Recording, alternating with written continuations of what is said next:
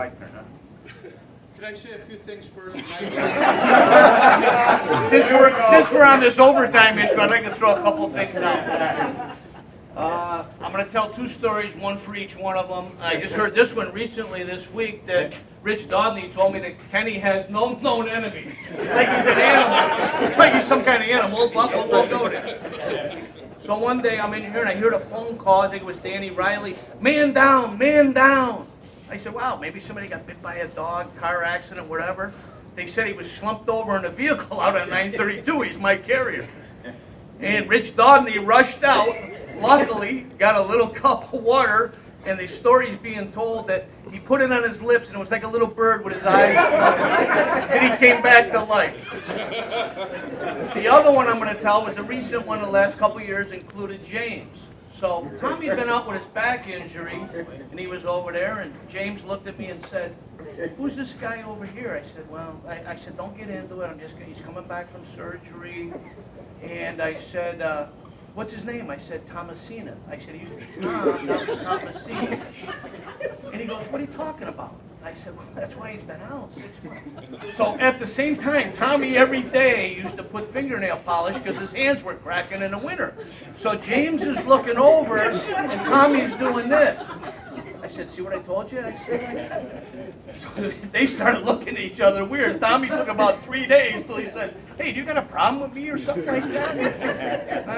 And finally he told them what I had told him 3 days later, that he had like a sex change or whatever. But it worked out good. It took him a couple of days to believe me and not you. Figured that one out. Yeah.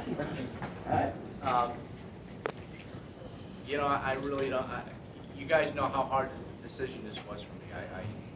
I really was fighting it. I didn't want to retire, but I did. But I didn't. But I did. You know, I just decided at some point I can't work forever. Right, Dave? I'll prove that wrong.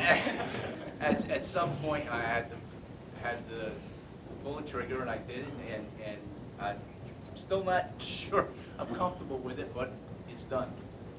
But what I wanted to mention was what this place has meant to me all these years. You know, it's been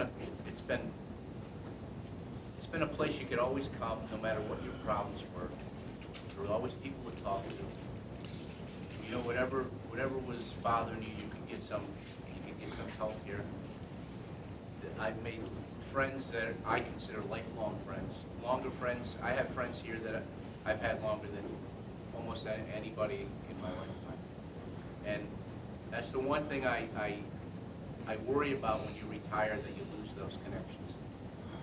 It's something I'm really worried about, but I'm going to do my best to keep that from happening.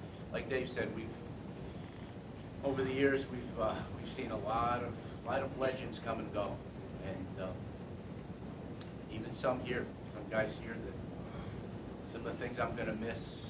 I'm going to miss Eddie singing. Thank you. I'm going to miss Dauber's antics. You're gonna have these skills your whole life. I'm working on that. All right. A lot of things I'm going to miss. And, well, just want to say that there isn't anybody in here I don't consider a real personal friend. I'm going to miss you all.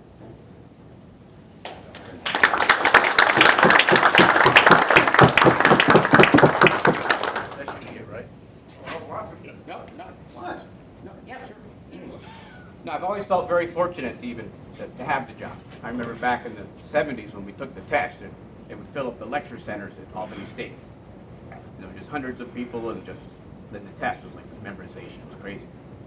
And then finally, in the middle of going to school, not really knowing where I'm going exactly, get the call. I said, okay, maybe a business career somewhere down the road, or instant gratification with a job. And job's good. The job security and stability.